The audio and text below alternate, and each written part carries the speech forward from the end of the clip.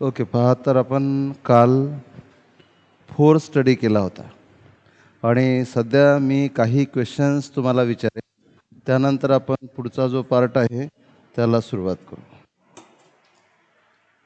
Okay, ready? एक काम करायचं, आता तुमच्याकडे पहा सर्वांकडे मोबाईल आहेत. हा फॅन सुरू करा बरं. त्या बोर्डवर बटन आहे, हा पण सुरू करून द्या. हा करा ते सुरू. बघ ना कोणते आहेत तर ते बंद करून टाक. हां, दुसरं पहा. हा झाला होता हा सुरू, तो पण सुरू करा. हां, थोडे लेट आहे, DC फॅन आहे ते. आणि हा पण करा. नाही नाही, तो राहू दे. हा इकडला तिकडलं बटन आहे. हां हां, तेच दाबून बघ. त्याच्या अलीकडलं दाब. नाही नाही, तिकडेच. हां ते. हां ठीक आहे, ओके. तर काल आपण फोर्स स्टडी केला होता आणि आता तुम्हाला सांगायचं आहे की व्हॉट इज फोर्स. ओके, आणि बघा लक्ष माझ्याकडे. तर जसं आपण रटलेलं सांगतो ना तसं नाही सांगायचं. जसं तुम्ही समजा एखाद्या मैत्रिणीसोबत तुम्हाला बोलायचं आहे की what is mean by force, तर घरी सांगताना, मैत्रिणीसोबत बोलताना, मित्रांसोबत बोलताना जसं सांगताना तसं सांगितलं गेलं पाहिजे. ती पुस्तकातली लँग्वेज रटलेलं आणि इट इज कॉल्ड ॲज वगैरे वगैरेची काही गरज नाही आपल्याला. आपण पूर्ण फोकस करणार आहोत अंडरस्टँडिंगवर. दुसरी एक गोष्ट, तुमच्याकडे ना मोबाईल आहे आणि त्याचा तुम्ही खूप चांगला यूज करू शकता. तिथे ज्या ज्या टर्म्स होतात घरी गेल्यानंतर त्या टर्म्स यूट्यूबवर टाकायच्या. तुम्हाला एवढी सारी इन्फॉर्मेशन मिळेल आहे ना. आणि ही सवय कायम ठेवायची.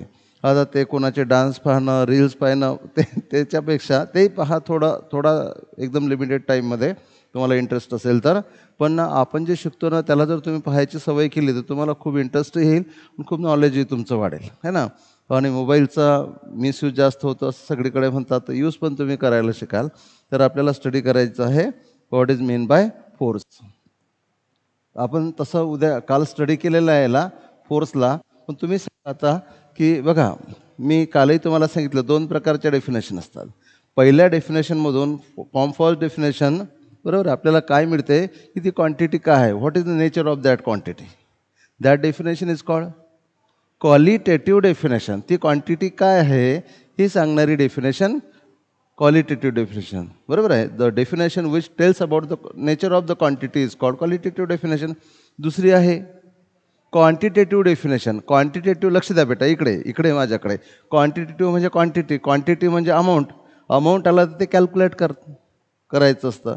तर तो कॅल्क्युलेट करणारं किंवा क्वांटिटी सांगणारं जे डेफिनेशन आहे, the statement which tells about the quantity of matter. Quantity, okay, amount of matter. Matter हा वर्ड थोडासा वेगळा जातो. की अमाऊंट सांगणारी जी क्वांटिटी आहे, बरोबर आहे, ती किती असेल ती क्वांटिटी हे सांगणारी जी डेफिनेशन आहे that is called as quantitative definition. यावरून तुम्हाला कॅल्क्युलेट करता येते. ज्या definition, the definition from which we can calculate the quantity is called quantitative definition. तो कोण सांगेल पहिल्यांदा? पहिली मग तुम्ही सांगा की पहिलं कोणती डेफिनेशन सांगायला पाहिजे? क्वालिटेटिव्ह. कारण की ती गोष्ट काय हे तर आपल्याला समजायला पाहिजे ना, नंतर ती कशी कॅल्क्युलेट करायची हे समजायला पाहिजे. म्हणून प्रत्येक वेळेस काय करायचं, एव्हरी टाईम, बरोबर आहे, think about qualitative definition first, then about quantitative definition. Definition म्हणजे ते वर्ड टू वर्डच असली पाहिजे असं बिलकुल नाही. ते गोष्ट तुम्हाला समज नाही, that is called definition. Okay, yes.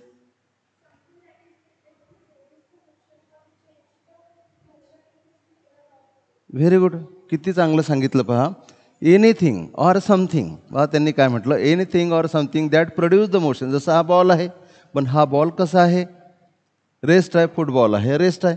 तुम्ही काय केलं, याला काय मारली, किक मारली. किक मारल्यामुळे हा कशामध्ये आला, मोशनमध्ये आला. पण जे काही तुम्ही यावर अप्लाय केलं to produce the motion that is called force. Okay, the quantity which produces the motion is called force. पण ही एकच डेफिनेशन आहे असं नाही. मग फक्त मोशन प्रोड्यूस करेल म्हणजे फोर्स. पण आता हा बॉल सरळ रेषेमध्ये धावत आहे, युनिफॉर्म स्पीडने धावत आहे, एकसारख्या स्पीडने धावत आहे. पण आपल्याला काय करायचं, याचा स्पीड वाढवायचा आहे किंवा कमी करायचा आहे, किंवा याची डायरेक्शन बदलू. बघा, 3 गोष्टी आहेत. या बॉलचा स्पीड वाढवायचा आहे किंवा त्या बॉलचा स्पीड कमी करायची आहे, किंवा त्या बॉलची डायरेक्शन चेंज करायची आहे तर यासाठी जे लागेल that is also force.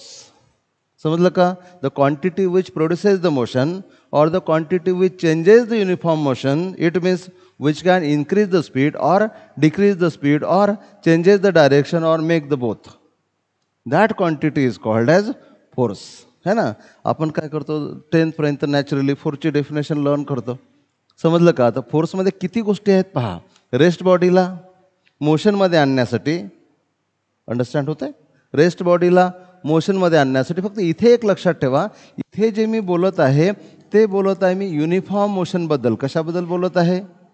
I am telling about uniform motion. Uniform motion म्हणजे स्ट्रेट लाईनमध्ये असेल आणि स्पीड कसा असेल? कॉन्स्टंट असेल तर त्या मोशनला काय म्हणतात? युनिफॉर्म मोशन समजलं पाहिजे. Particle is moving in straight line with constant speed. बरोबर आहे? व्ही जे आहे हे काय आहे? स्पीड आहे. तर अशाच मोशनला तुम्ही काय म्हणू शकता? Uniform motion. म्हणून युनिफॉर्म मोशनमध्ये तुम्हाला काय करायचं आहे? चेंज करायचं. युनिफॉर्म मोशन स्पीड चेंज केला तर युनिफॉर्म मोशन चेंज केली, स्पीड वाढवला किंवा कमी केला म्हणजे युनिफॉर्म मोशन चेंज केले, डायरेक्शन चेंज केले म्हणजे युनिफॉर्म मोशन चेंज केले. तुम्हाला युनिफॉर्म मोशनला, बरोबर आहे, या युनिफॉर्म मोशनला काय करायचं आहे? चेंज करायचं आहे. चेंज करण्यासाठी जे लागणार दॅट इज ऑल्सो फोर्स. समजत आहे? So the quantity which produces the motion or the quantity which changes the uniform motion or will tend to change the uniform motion.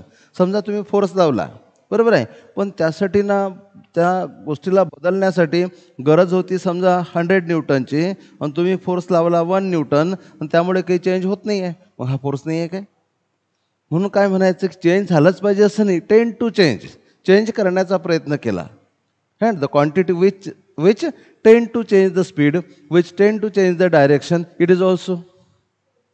बरोबर आहे? समजा टेबल आहे, मी यावर काहीतरी असं लोटून राहिलो पण हा हालत नाही आहे, मग मी फोर्स नाही लावला का? है ना? नाही तर मग काय होणार? समजत आहे का तुम्हाला? बारकावे डेफिनेशनमधले, बरोबर, मायन्यूट गोष्टी समजत आहेत. तुम्ही फोर्स लावला पण मोशन प्रोड्यूस नाही झाली, है ना? मग तुम्ही लावलेला फोर्स नाही का? आहे. म्हणून याच्यामध्ये सगळ्यांमध्ये काय टाकायला पाहिजे? विच टेंड टू चेंज झालंच पाहिजे असं नाही. चेंज करण्याचा प्रयत्न करणारी क्वांटिटी जी आहे ती सुद्धा काय आहे? फोर्स. समजत आहे का तुम्हाला? है ना? आतापर्यंत आपणच कालपर्यंत काय केलं आपण की चेंज करणारी क्वांटिटी फोर्स. पण more correctly the quantity which tend to change the state of rest or changes the state of rest, the quantity which will tend to change the uniform motion or changes the uniform motion is called as force. Point clear होत आहे? म्हणजे motion प्रोड्यूसच झाली पाहिजे असं आहे का? Produce करण्याचा प्रयत्न करणारी क्वांटिटी सुद्धा काय आहे? फोर्स. युनिफॉर्म मोशन चेंज झालीच पाहिजे असं आहे का? ती चेंज करण्यासाठी प्रयत्न करणारी क्वांटिटी जी आहे that is also force. Point clear? म्हणजे बरेचदा काय करतो आपण? फोर्स लावतो पण मोशन प्रोड्यूस होत नाही. मग आपण फोर्स नाही लावला का? हा बोर्ड आहे, मी याला ओढून राहिलो पण याच्यामध्ये काहीच मोशन नाही आहे, मग मी फोर्स नाही लावला काय? लावला. ओके, मी काय केला? त्याला चेंज करण्याचा प्रयत्न केला. मग चेंज करण्याचा प्रयत्न करणारी क्वांटिटी सुद्धा कुठली आहे? Force. So the quantity which tend to change the state of rest or will tend to change the state of uniform motion or the quantity which changes the state of rest or changes the state of uniform motion is called as force. So this definition is qualitative definition of force. म्हणून इथे जे काही सांगितलं आहे that is qualitative definition of force. म्हणजे या diagram मध्ये जे दिसत आहे that is qualitative definition of force. समजलं? ही झाली क्वालिटेटिव्ह डेफिनेशन. सेकंड कोणती असते? आता आपल्याला फोर्स कॅल्क्युलेट करायचा किती आहे. तो टेबल जरी मूव्ह होत नसेल फोर्स अप्लाय केल्यामुळे, पण फोर्स तर अप्लाय केला ना, मग तो कॅल्क्युलेट करता आला पाहिजे. हे फोर्स अप्लाय केल्यामुळे बॉडी मूव्ह होत असेल तर तरी तुम्हाला फोर्स काय करता आला पाहिजे? कॅल्क्युलेट करता आला पाहिजे. ज्या गोष्टीवरून, ज्या स्टेटमेंटवरून, बरोबर आहे, the statement from which we can calculate the force is called quantitative definition of force. Point समजला का? फोर्सबद्दल असं काही सांगा ज्यावरून फोर्स तुम्हाला कॅल्क्युलेट करता येईल, काढता येईल. किती आहे? 10 न्यूटन आहे, 5 न्यूटन आहे, 3 न्यूटन आहे, 0 न्यूटन आहे, बरोबर आहे. कॅल्क्युलेट जर करता येत असेल तर that is quantitative definition of force. Okay, तर म्हणून परत आपल्याला फोर्सची डेफिनेशन पाहायची आहे, पण कुठली डेफिनेशन पाहायची आहे? Quantitative definition. इथे घेऊ आपण काय? Quantitative definition of force. आणि ही आपण काल पाहिली होती, तुम्हीच मला ही खूप वेळा सांगितली होती. ही डेफिनेशन सांगणे म्हणजे एक प्रकारचा फॉर्म्युला सांगणे असं म्हटलं तरी चालते. तर कोण सांगेल what is quantitative definition of force? सगळं झालेलं आहे. फक्त ना तुम्ही ओन लँग्वेजमध्ये, ओन वर्ड्समध्ये सांगायचा प्रयत्न करा, तर तुम्ही सहज सांगाल. ओके, बस एकच हातवर आहे.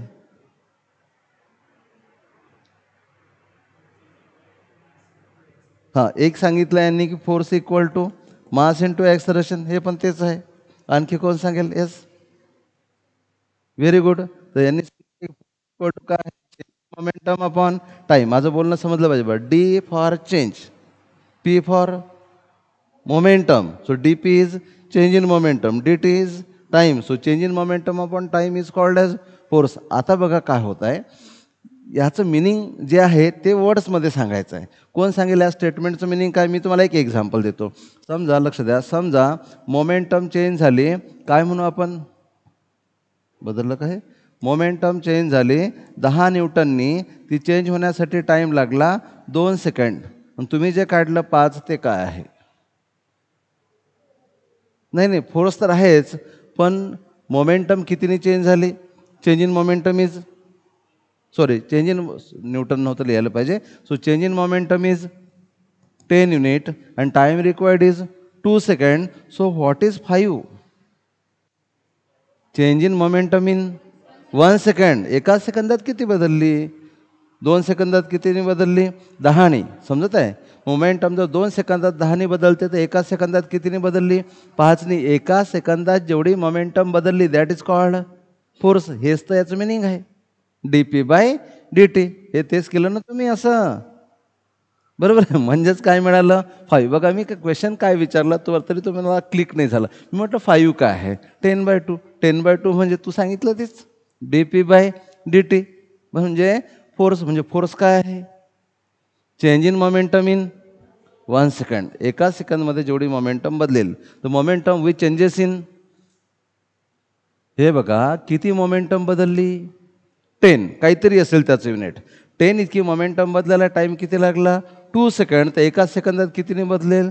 5ने. एका सेकंदात जेवढी मोमेंटम बदलेल, दॅट इज फोर्स. मग फोर्स काय आहे? Change in momentum in 1 second. So change in momentum in 1 second is called as rate of change of momentum with time. कळलं काय? हे सांगणे, that is called as quantitative definition of force. म्हणून force काय आहे? बघा, फोर्स काय आहे?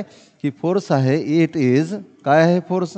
इट इज चेंज इन, सांगा ना, it is change in momentum in 1 second. पण आपण 1 सेकंडच्या ऐवजी काय वापरत असतो? Unit time. म्हणजे हे युनिट टाईम इकडे लिहायला पाहिजे, 1 सेकंड इकडे लिहायला पाहिजे, तर त्यावेळेस मोर करेक्ट होणार. ओके, पण यालाच आपण दुसऱ्या वर्डमध्ये एका सेकंदात जे बदलते त्याला काय म्हणतात? त्यालाच काय म्हणतात? It is rate of change of momentum. Rate of change of momentum म्हणजे change in momentum in unit time, rate of change of momentum with respect to time. Okay, म्हणजेच काय? Change in momentum upon time. म्हणून force काय झाला? म्हणून मी आता इकडे लिहितो. म्हणून फोर्स काय झाला? एफ इक्वल टू काय झाला? Change in momentum. Okay, change in momentum divided by, yes, time. Okay, बघा आता मी काय केलं, चेंज इन मोमेंटम कशाने दाखवली? D P. टाईम कशाने दाखवला? D T. आता केअरफुली बघा, F equal to D. Momentum काय असते? Mass into velocity upon time. पण बॉडी जर धावत असेल तर मास थोडी बदलते, मास बदलत नाही. म्हणून आपण यालाच काय लिहू शकतो? एफ इक्वल टू, एमला काढलं बाहेर, इथं काय राहिलं? D v by D t. D v म्हणजे change in velocity, d T म्हणजे change in time. Change in velocity upon time is acceleration. Okay, so F equal to mass into acceleration. So this is the formula of force. समजलं का? आता इथपर्यंत समजलं? काही problem? समजलं ना? मग ही काय झाली? कोणती definition? Quantitative definition of force. आता जर तुम्हाला विचारलं की फोर्स काय आहे, तुम्ही काय सांगाल? एका सेकंदात जेवढी मोमेंटम चेंज होईल, एका मिनिटात जेवढी मोमेंटम चेंज होईल, एका तासात जेवढी मोमेंटम चेंज होईल, what ever may be the change in momentum in 1 second, whatever may be the change in momentum in 1 minute, whatever may be the change in momentum in unit time is called force. एका सेकंदात जेवढी momentum बदलेल तो force. मग तुम्हाला समजत आहे बघा, तुम्हाला प्रॉब्लेम्स कसे बघा. समजा तुम्हाला एखाद्या बॉडीचा मास दिलेला आहे, मास दिलेला आहे 2 kg आणि त्या बॉडीचा स्पीड आहे, त्या बॉडीचा स्पीड आहे 10 मीटर पर सेकंड. नंतर काय झालं की मास तर काही बदलत नसते. नंतर काय झालं, त्या बॉडीचा स्पीड वाढला आणि तो किती झाला 15 मीटर पर सेकंड. आणि तो स्पीड वाढायला टाईम लागला काहीतरी 5 सेकंड. आणि तुम्हाला म्हणतील मोमेंटम काढा. मग काय कराल मला सांगा? मास आणि व्ही माहिती आहे ना तुम्हाला. P1 काढता येईल, काय असणार M इंटू P1 कसा काढणार? ओके, तर P1 कसा काढणार तुम्ही? M into V1. M किती आहे 2, V1 किती आहे 10, P1 किती झाला 20. तसंच काय काढणार P2 M into V2. M किती आहे 2, V2 किती आहे 15, किती झाले 30. कितीने बदलले? चेंज इन मोमेंटम किती झाली 10, बरोबर आहे. पण आपल्याला ही मोमेंटम किती वेळात बदलली 5 सेकंदात. तुम्हाला काय पाहिजे? फोर्स. म्हणजे एका सेकंदात बदललेली मोमेंटम. मग 5 सेकंदात जर एवढ्याने बदलली तर एका सेकंदात कितीने बदलेल? पहा ना, इथे बदलली. आणि यासाठी टाईम किती लागला 5 सेकंड. मग फोर्स काय असतो dp/dt. dp किती आहे 10 आणि dt किती आहे 5. फोर्स किती येणार 2. युनिट काय असणार? न्यूटन किंवा जे काही युनिट. समजत आहे? बरं, कळलं का? हां, म्हणजे तुम्हाला काय दिलं जाणार? बॉडीचं मास, पहिला स्पीड, दुसरा स्पीड, स्पीड बदलण्यासाठी लागणारा टाईम. असं केलं तुम्हाला मोमेंटम काढता येईल. आता काय असंच केलं पाहिजे असं नाही, वेगवेगळ्या तऱ्हेने तुम्हाला समजलं पाहिजे. ही एक मेथड झाली. पण दुसरं असंही करता येईल, तुम्हाला ॲक्सलरेशन काढता येईल. ॲक्सलरेशन काय असते? V2 minus V1 upon time. V2 किती आहे 15. V1 किती आहे 10. टाईम किती आहे 5. म्हणजे इथे किती राहतील 5/5. ॲक्सलरेशन किती झालं 1 मीटर पर सेकंड स्क्वेअर. काय काढायचं आहे? Force. Mass into acceleration. Mass किती आहे 2, ॲक्सलरेशन किती आहे 1. फोर्स किती झाला 2 न्यूटन. कळते का? तुम्हाला सर्व गोष्टी माहिती असल्या पाहिजेत की आपल्याला असंही करता येणार, असंही करता येणार. चेंज इन मोमेंटम काढूनही करता येणार. कोणतं सोपं आहे सांगा बरं? हे वाला सोपं आहे. कळते ना? आपल्याला फक्त ना अंडरस्टँड चांगल्या तऱ्हेनं करायचं आहे. आणि बघा, आता बुक्समध्ये काय मिळतील तुम्हाला? वेगवेगळे सोल्युशन मिळतील. विचित्र सोल्युशन बुकिश मेथडमध्ये दिलेले असतात. आपल्याला काय करायचं? आपली मेथड रिफाईंड करत न्यायची आहे. जेवढं सोपं करता येईल तेवढं आपल्याला करायचं आहे. बघा, माझं बोलणं कदाचित तुम्हाला समजणार नाही, कारण की तुमची सध्या स्टार्टिंग आहे. ज्यावेळेस आपण मल्टिपल चॉईस क्वेश्चनला सुरुवात करू, हॅलो बेटा इकडे लक्ष, त्यावेळेस तुमच्या लक्षात येईल की त्या मल्टिपल चॉईस क्वेश्चनचे जे आन्सर बुकमध्ये असतात ते खूप किचकट दिलेले असतात, बरोबर आहे. पण तेच मी इथं ज्यावेळेस घेणार, मी असं पटकन त्याला सॉल्व करणार. त्या मेथड तुम्हाला बरोबर आत्मसात करता आल्या पाहिजेत, तुम्हाला त्या समजल्या पाहिजेत, तुम्हाला त्या अडॉप्ट करता आल्या पाहिजेत, बरोबर आहे. Easy method to solve the multiple choice questions. बुकमधल्या मेथड आपल्याला वापरायचे नाही. तुम्हाला प्रत्येक बुकमध्ये ना वेगवेगळ्या मेथड मिळतील, बरोबर. पण आपल्याला त्याला सोप्या मेथडनं सोडवायचं आहे. कधी कधी ना त्या मेथडची गरजच नसते. तुम्ही त्याच्यावर थिंकिंग केलं की तुम्हाला त्या क्वेश्चनचा आन्सर काढता आला पाहिजे. ओके, तसं तुम्हाला त्याला अंडरस्टँड करायचं आहे. पॉईंट क्लिअर झाला? ओके. आता बा, इथे काय काढलं आपण? Quantitative definition of force. मला वाटते हा पार्ट काढून टाकू का मी? स्लाईडवर याला ठेवायची की गरज नाही? तर काढायचं ना? राहू द्यायचा ओके, तर ठीक आहे, राहू देऊ. तर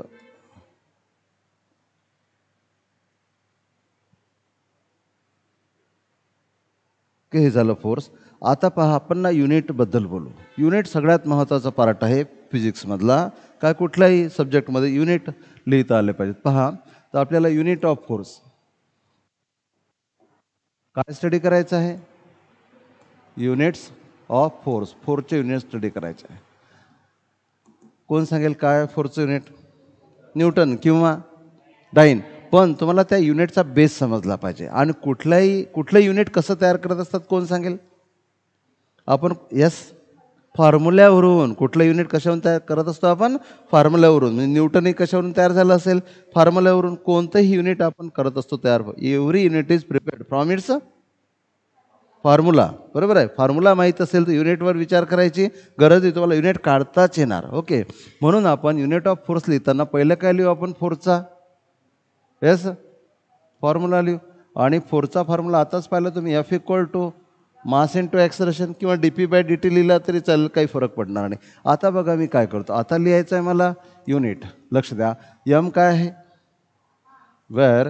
okay, where M is, M आहे मास, ए इज ॲक्सलरेशन.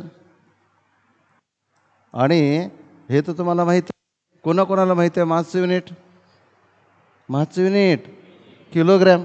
मग मासचं जे युनिट आहे ते काय लिहायचं? किलोग्रॅम. ॲक्सलरेशनचं युनिट, ॲक्सलरेशनचं unit metre per second square. ॲक्सलरेशनचं युनिट आहे मीटर पर सेकंड स्क्वेअर. आणि हे जे मिळालं this is called as Newton. याच युनिटला काय म्हणतात? Newton. So Newton is nothing but k G metre per second square. समजलं का? तुम्हाला म्हटलं बेसिकली न्यूटन काय आहे? न्यूटनमध्ये के जी पण आहे, न्यूटनमध्ये मीटर पण आहे, न्यूटनमध्ये खाली सेकंड स्क्वेअर पण आहे. असं जर कुठे दिसलं ना, तुम्हाला ओळखता आलं पाहिजे हेच न्यूटन आहे. माहिती होतं का तुम्हाला? न्यूटन तर माहीत असेल, के जी माहीत आहे, मीटर माहीत आहे, सेकंड. तुम्ही एक बघा इकडे पहा, बोर्डवर लक्ष द्या. F equal to M A हा फॉर्म्युला तुम्हाला माहीत होता की नव्हता? सांगा. होता की नव्हता? माहीत होता हा फॉर्म्युला तुम्हाला? ओके, मला सांगा आजचं युनिट के जी माहीत होतं तुम्हाला? ॲक्सलरेशनचं unit metre per second square हे माहिती होतं तुम्हाला. पण तुम्हाला काय माहीत नव्हतं? यालाच न्यूटन म्हणतात हे माहीत नव्हतं. Very simple. आणि हे तर मला वाटतं ते त्याच वेळेस क्लिअर व्हायला पाहिजे होतं. हा फॉर्म्युला तुम्ही स्टडी केला, तुमच्या सरांनी तुम्हाला युनिट न्यूटनही सांगितलं, पण हेच मिसिंग झालं. कळलं का? हॅलो, लक्षात आलं? म्हणून k G metre per second square is nothing but, k G metre per second square is nothing but Newton. Newton is nothing but k G metre per second square. आता बघा, हे जे आहे न्यूटन के जी metre per second square, याला कोणते unit म्हणतात माहिती आहे? याला म्हणतात एस आय युनिट. कुठलं? S I unit. आणि दुसरं युनिट पहा, सी जी एस युनिट म्हटलं तरी चालेल. Okay, C G S unit किंवा सी जी एस सिस्टीममध्ये म्हटलं तरी चालेल. किलोग्रॅमच्या जागी काय घ्यायचं? ग्रॅम. मीटरच्या ऐवजी सेंटीमीटर. सेकंद मात्र सेकंदच घेतात. याला काय म्हणतात माहिती आहे कोणाला? It is called as dine. याला काय म्हणतात? डाईन. म्हणून किलोग्रॅमच्या जागी ग्रॅम घेतलं, मीटरच्या जागी सेंटीमीटर घेतलं आणि खाली सेकंडचा स्क्वेअर केला तर that is called as dine. हो की नाही? आता आपल्याला काढायचं आहे की पहिले आपण फॉर्म्युला लिहिलं, एस आय युनिट लिहिलं, नंतर सी जी एस युनिट लिहिलं. आता आपल्याला काढायचं आहे relation. Okay, relation between Newton and dine. Newton आणि डाईनमधलं रिलेशन पहिले डायरेक्टली कोणाला माहिती आहे का पाहू? एकाच हातवर न्यूटन आणि डाईन. जसं तुम्हाला माहिती आहे ना, किलोग्रॅम आणि gram. How many gram is equal to 1 kilogram? किती ग्रॅम म्हणजे 1 किलोग्रॅम? 1000 ग्रॅम म्हणजे 1 kilogram. Kilo means 1000. Okay, 1 kilometre means 1000 metre. Kilo means 1000. Okay, तर असंच रिलेशन आहे न्यूटन आणि डाईनमध्ये. कोणाकोणाला माहिती आहे? हातवर करा बरं. एकच हातवर आहे सध्या. Yes, very good. पहा काय आहे? 1 newton is equal to 10⁵ dyne. 1 newton काय असतो? 10⁵ डाईन. मग तुम्ही म्हणाल सर हे आलं कसं काय? है ना, हे तुम्हालाच माहिती आहे कसं आलं. पहा कसं. मला सांगा कोणती क्वांटिटी स्टडी करून राहिलो आपण? फोर्स. फोर्स इक्वल टू काय लिहिलं? मास इंटू ॲक्सलरेशन. त्याचं आपण युनिट लिहिलं इथे. ओके, आता बघा मी काय करतो, लक्ष द्या की इथे काय लिहिलं आपण की के जी मीटर पर सेकंड स्क्वेअर लिहिलं ना. मला सांगा किलोग्रॅमचे आपल्याला ग्रॅम लिहायचं. We have to replace kilogram by gram.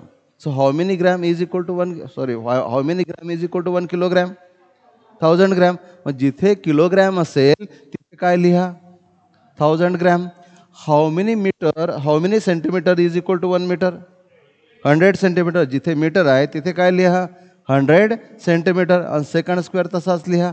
मला सांगा हे झाले 10⁻³ हे झाले 10⁻². म्हणजे इथे काय झालं? K G metre per second square is equal to 10⁵ gram centimetre per second square. पण के जी मीटर पर सेकंड स्क्वेअर म्हणजे म्हणजेच न्यूटन आणि 10⁵ gram centimetre per second square म्हणजे dyne. So 1 newton equal to 10⁵ dyne. काही नवीन आहे का? तेच तर आहे. डेप्थ लक्षात घ्या तुम्ही. काही याला काही हे काही डेप्थ नाही आहे विचार केला तर. हे तर सुपरफिशियल गोष्टी आहेत ह्या, पण ह्याही आपल्याला माहीत नसतात. हा प्रॉब्लेम आहे. कधीही एका युनिटचं रूपांतर दुसऱ्या युनिटमध्ये करताना आपण मेमरीमध्ये जातो, यार आपण काय होतं काय नव्हतं. तसं करायची गरज नाही. तुमच्याकडे जे नॉलेज आहे ते वापरूनच तुम्ही SI युनिटचं कन्व्हर्शन CGS युनिटमध्ये त्याच्या उलटंही करू शकता. याच्या उलटं करायचं झाल्यास 1 डाईन. कोण सांगेल 1 डाईन इक्वल टू, हा पॉवर इकडे प्लस आहे ते इकडे मायनस करायचा, 10⁻⁻5 डाईन. नाही तर मग ते सुटून जाणार. Sorry, 10⁻⁻5 Newton. समजलं का? So 1 newton is 10⁻⁵ dine. Point clear झाला? समजलं ना? हो. काय केलं पहा, काय तयार करायचे होते आपल्याला? युनिट तयार करायचं होतं फोर्सचं. फोर्सचं युनिट म्हटलं की कशावर लक्ष फोकस करायचं? पहिल्यांदा फॉर्म्युला काय? Mass into acceleration. मासचं युनिट काय आहे? ॲक्सलरेशनचं metre per second square. This is called as newton, denoted by N. पूर्ण लिहायचं असेल तर N स्मॉल काढायचा. हा जर N तुम्ही कॅपिटल काढला, तुम्ही न्यूटन नावाच्या व्यक्तीला हाक मारली. हो हो, बापरे. म्हणजे आहे ना, हा कोणतेही युनिट असेल कोणाच्या नावावरून आलेलं तर त्याचं पहिलं लेटर स्मॉल पाहिजे. कळते का? जूल. समजा जूल युनिट आहे, माहिती आहे तुम्हाला.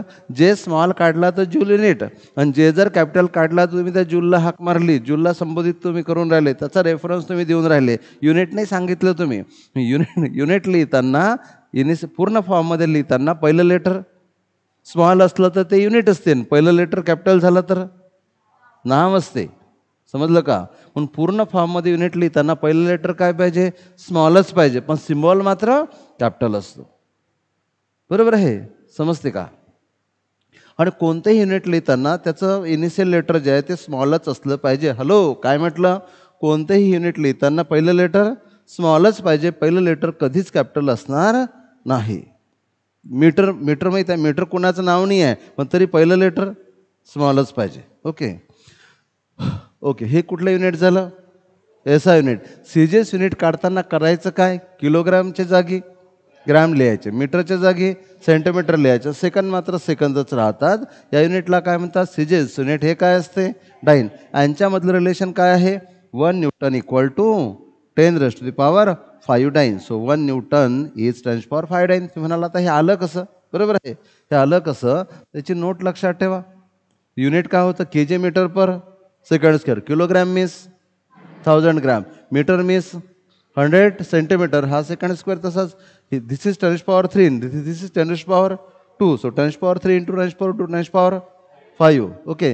Gram centimetre per second square, but KG metre per second square is newton, gram centimetre per second square is dyne. So 1 newton equal to 10⁻⁵ dyne. Reverse करायचं झाल्यास 1 डाईन इक्वल टू 10⁻⁻5 न्यूटन. फक्त power उलटा करून टाकायचा, reciprocal करून टाकायचं. समजलं? Point clear? काही प्रॉब्लेम? आता मी एक तुम्हाला क्वेश्चन विचारतो. तुम्हाला पहा मोमेंटम माहिती आहे काय? मोमेंटम. क्वेश्चन पहा काय, कुणाला आन्सर करता येणार पाहू आपण. ओके, क्वेश्चन हे थोडं इकडे लेफ्टकडेच लिहितो तुम्ही. क्वेश्चन आहे, व्हॉट इज, लक्ष द्या, ratio of MKS and CGS units of momentum. मोमेंटमचं MKS युनिट आणि मोमेंटमचं CGS युनिट यांचा रेशो. आता काय विचारलं? रेशो समजते? X आणि Y यांचा रेशो X/Y, F1 आणि F2 यांचा ratio F1/F2. Ratio means first quantity divided by second quantity is called ratio. समजते ना रेशो? अरे रेशो समजते? तुम्हाला म्हटलं A आणि B चा रेशो, A आहे 10, B आहे 5. रेशो काढा तर A/B.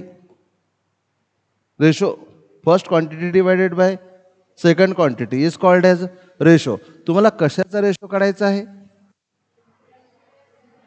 MKS and CGS unit of momentum. मोमेंटमचं MKS युनिट आणि मोमेंटमचं CGS युनिट यांचा रेशो.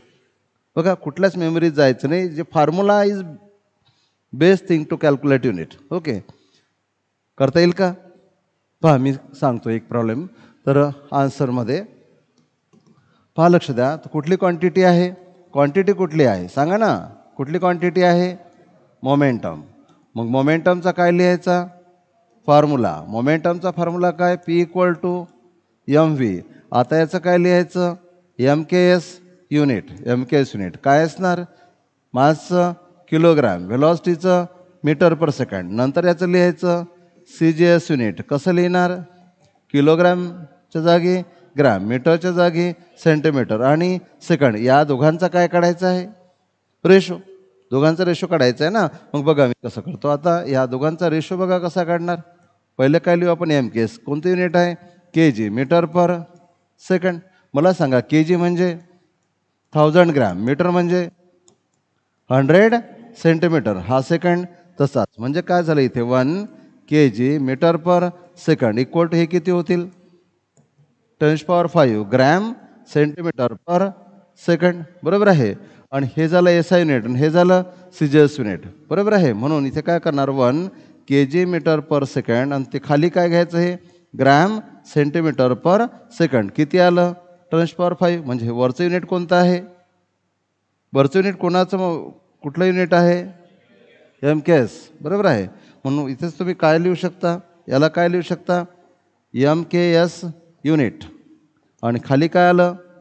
CGS unit. यांचा रेशो किती आला? 10⁵. समजते का? कळलं? नक्की है ना. आता पहा क्वेश्चन कसं विचारतील. लक्ष द्या. बघा, ratio of MKS and CGS, sorry MKS and CGS unit of momentum and force. फोर्सचं MKS आणि CGS आणि मोमेंटमचं MKS आणि CGS दोघांचे रिलेशन 10⁵ होतं. बरोबर आहे. मग त्यांचा रेशो काय येणार? पहिल्या मोमेंटमच्या रेशोमध्ये काय येणार? 10⁵.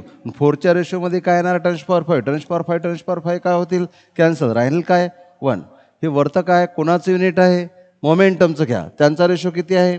तर मोमेंट बघा, मला काय म्हणायचं आहे की लक्ष द्या. मला काय म्हणायचं आहे? पहिल्यांदा क्वांटिटी घेऊ आपण कोणती? मोमेंटम. वरतं काय लिहू आपण? MKS unit. ओके. खाली काय लिहू आपण? CGS unit. आणि किती आलं होतं? 10⁵. Equation number 1. नंतर काय घेऊ आपण? फोर्स. ओके. वरतं काय लिहू आपण? MKS unit. खाली काय लिहू आपण? CGS unit. बरोबर आहे. MKS युनिट खाली CGS युनिट. MKS युनिट म्हणजे काय होतं? न्यूटन. CGS युनिट म्हणजे काय होतं? डाईन. आणि याचाही रेशो किती आहे? 10⁵. हे दोन. मला सांगा, पहिल्या केसमधलं रेशो आणि दुसऱ्या केसमधला रेशो म्हणजे रेशो कोणाचा? मोमेंटमच्या युनिटचा. बरोबर आहे. मोमेंटमच्या युनिटचा. आणि रेशो कोणाचा? रेशो कोणाचा?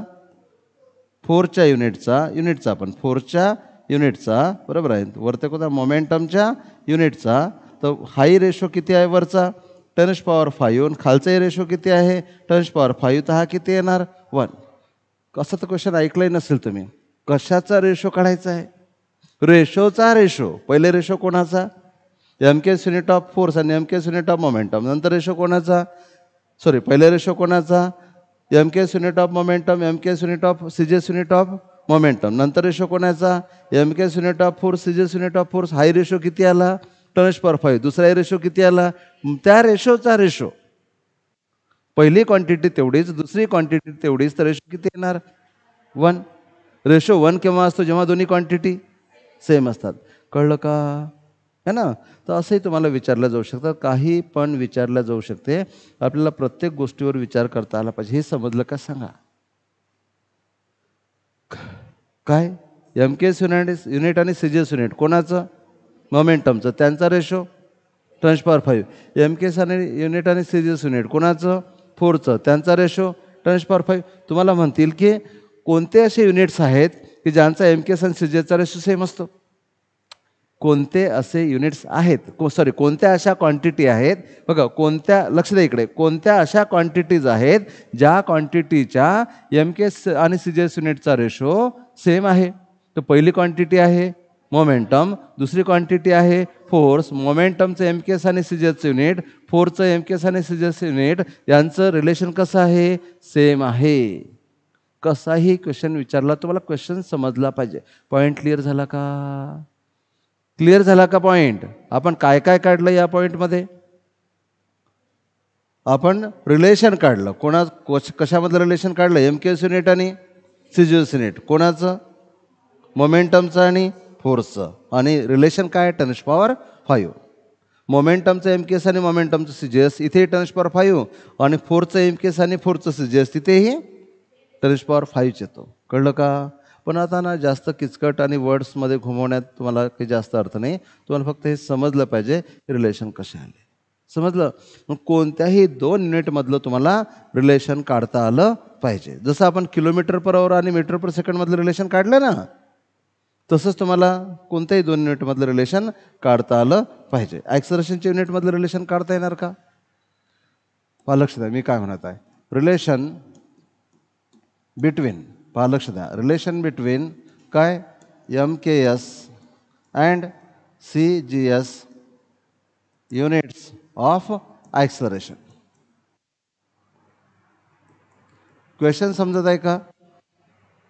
ॲक्सलरेशनचं एम के एस युनिट आणि ॲक्सलरेशनचं सी जी एस युनिट, त्यांचा रेशो म्हणजे डिव्हिजन. समजत आहे? क्वेश्चन समजला का? क्वेश्चन काय आहे? ऑब्टेंड द रिलेशन बिटवीन, बरं इकडे तर पहा, obtained the relation between M K S unit and C G S unit. कोणाचं? ॲक्सलरेशनचं. म्हणून पहिल्या पॉईंटमध्ये तुम्हाला क्वांटिटी लिहावं लागेल. कोणती क्वांटिटी आहे? ॲक्सलरेशन. ओके. नंतर तुम्हाला ॲक्सलरेशनचं काय लिहावं लागेल? M K S unit. काय आहे ॲक्सलरेशनचं M K S unit? Metre per second square. नंतर ॲक्सलरेशनचं काय लिहावं लागेल? C G S unit. काय आहे? Centimetre per second square. यांच्यामधलं काय तयार करायचं आहे? रिलेशन. रिलेशन तुम्हाला तयार करायचं आहे. पहा बरं किती सिंपल असते यार कुठली गोष्ट. रिलेशन पहिलं कोणतं लिहा? Metre per second square. Metre म्हणजे किती? 100. Centimetre per second square. म्हणजे त्यांच्यामधलं रिलेशन काय आलं? 100. हे कोणतं युनिट आहे? हे कोणतं युनिट आहे? It is M K S unit, बरोबर, of acceleration is equal to 100. हे काय आहे? C G S unit of acceleration. बघा मला काय म्हणायचं आहे, तुम्हाला जर हाच क्वेश्चन विचारला असता ना, तर ह्या डिस्कशनच्या अगोदर तुम्ही विचारच करत राहिले असते, तुम्हाला सांगता नसतं आलं. M K S unit of acceleration, हे C G S unit of acceleration, यांच्यामधलं काय झालं? रिलेशन. यांचा काय काढायचं आहे? रेशो. मग हे लिहायचं वरतं काय लिहायचं? M K S unit of acceleration. आणि हे याच्या येणार खाली, याला काय लिहायचं? C G S unit of acceleration. आणि हा रेशो येतो किती? 100. 100 म्हणजे 10⁻². Very simple. समजलं का? म्हणजे आहेत जे तुम्हाला माहिती आहे, पण क्वेश्चन विचारतील काय काय विचारतील काय सांगतात. तुम्हाला सगळ्यात महत्त्वाचं आहे का तुम्हाला क्वेश्चन जो आहे तो समजला पाहिजे. काय विचारला, आन्सर तुमच्याकडेच आहे. आन्सर मला सांगा याच्यामध्ये काय नवीन सांगितलं मी? काहीच नवीन नाही. फक्त तुम्हाला काय समजलं पाहिजे? क्वेश्चन काय आहे. कळलं ना? हे तर तुम्हाला माहीत होतं ना. मीटर पर सेकंड स्क्वेअर कोणाला माहीत नाही? सर्वांना माहीत आहे. मीटर म्हणजे 100 सेंटीमीटर कोणाला माहीत नाही? सर्वांना माहीत आहे. प्रॉब्लेम कुठे जातो माहीत आहे? क्वेश्चन काय विचारला तेच कळत नाही आपल्याला. क्वेश्चन काय विचारला, काय काढायचं आहे? रिलेशन. रिलेशन म्हणा किंवा रेशो म्हणा. कधी रिलेशन म्हणतील तर कधी रेशो म्हणतील. रिलेशन काढायचं आहे किंवा रेशो काढायचा. कोणाचा रेशो काढायचा आहे? एकीकडे काय आहे? एम के एस युनिट, दुसरीकडे काय आहे? C G S unit. कोणाचं? ॲक्सलरेशनचं. मला सांगा इथे बदलून काय करतील? ॲक्सलरेशनच्या जागी व्हेलॉसिटी घेतील, मोमेंटम घेतील, फोर्स घेतील, एनर्जी घेतील, एटसेट्रा. समजते? कळते का? ओके. आणि कळलं का? असं रिलेशन तुम्हाला डेव्हलप करता आलं पाहिजे. एक रिलेशन असंच आपण घेऊ वर्कचा. तुम्हाला जे माहिती आहे तिथून आपण सुरुवात करू. ओके. मला वर्कवर बरंचसं काही बोलायचं आहे, पण मी सध्या ते बोलणार नाही. सध्या फक्त आपण युनिटवर विचार करू. मला सांगा वर्कचा जो तुम्हाला फॉर्म्युला माहिती आहे तो सांगा. Work equal to what is the formula of work?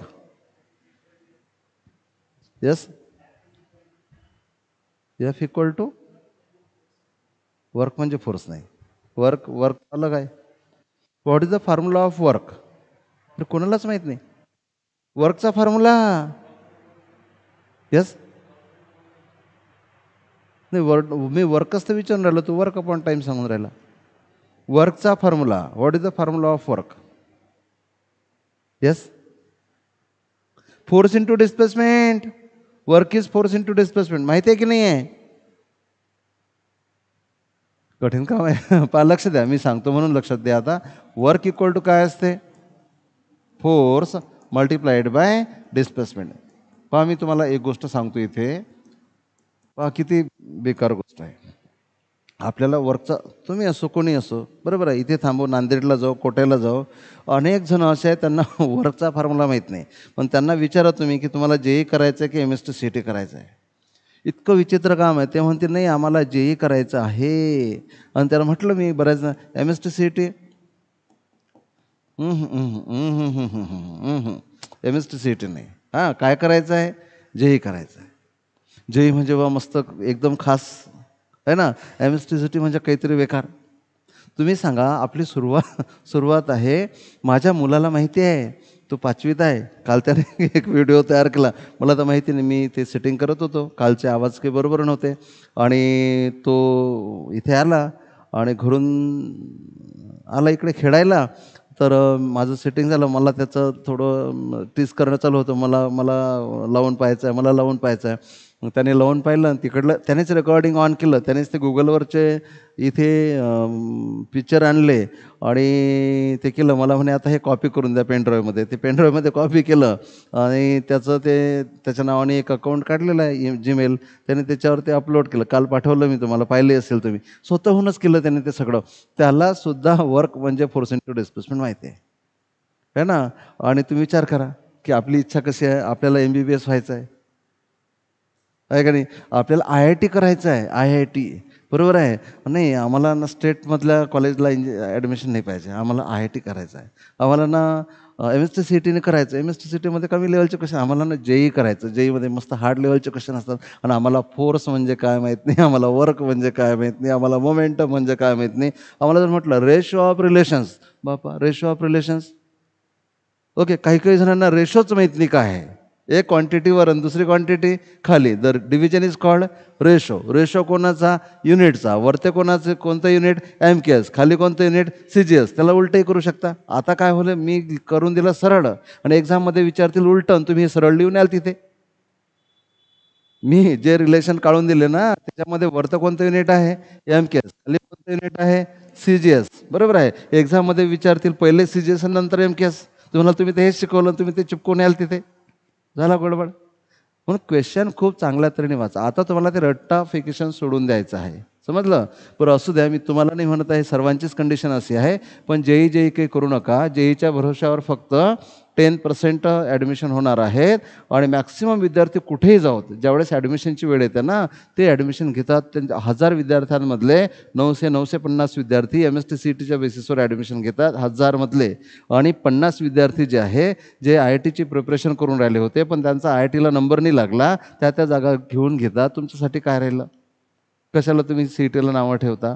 आणि CETमधूनच ॲडमिशन घेतात. पण इकडे तर पॅन्डेमिक सुरू झालं, बरं CET नाही, बरोबर. JEE yes to JEE, no to CET, बरोबर आहे. पण नाही, CETच बेस्ट आहे. आणि CETमधून अशा कॉलेजला ॲडमिशन मिळते, बरोबर आहे, ज्यातून जेईच्या थ्रू ॲडमिशन मिळणं पॉसिबल नाही आहे, due to quota, limited quota. समजलं का? म्हणून ते सोडून द्या आणि MST-CETचा प्रचार करायला लागा जरा. माझ्यासोबत तुम्ही पण या.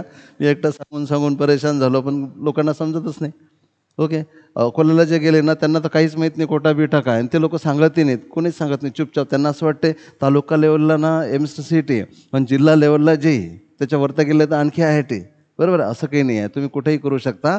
तुमची इच्छा पाहिजे, लहान लहान गोष्टी क्लिअर पाहिजेत. तर आपल्याला काय पाहायचं होतं? वर्क. लक्ष द्या, आता वर्कचा फॉर्म्युला काय आहे? Force into displacement. आता ऐका, वर्क इक्वल टू काय आहे? Force into displacement. ऐका, आताच मी सांगितलं तुम्हाला, फोर्सला काय लिहितो आपण? Mass into acceleration into displacement. आता लिहू, आता याचं आपण SI unit.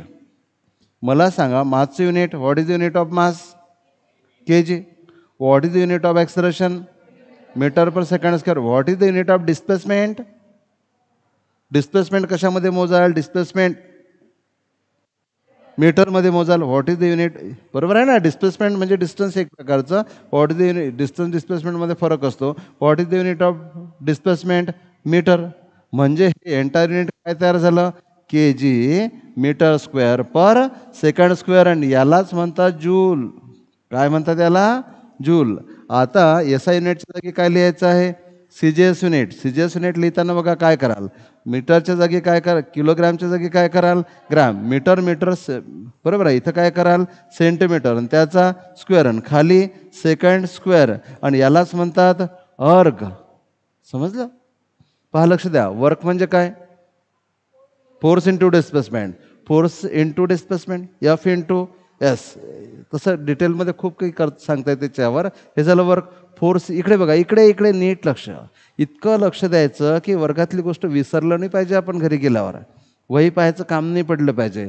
So work is, बोला ना जरा, work is force into displacement. Work equal to force into displacement. Force is mass into acceleration. आता लिहायचं युनिट, मासचं unit, unit of mass K G, unit of acceleration metre per second square, unit of displacement metre. So it becomes K G metre square per second square. आणि K G metre square per second square is nothing but joule. त्याला joule म्हणतात. आता काय लिहायचं?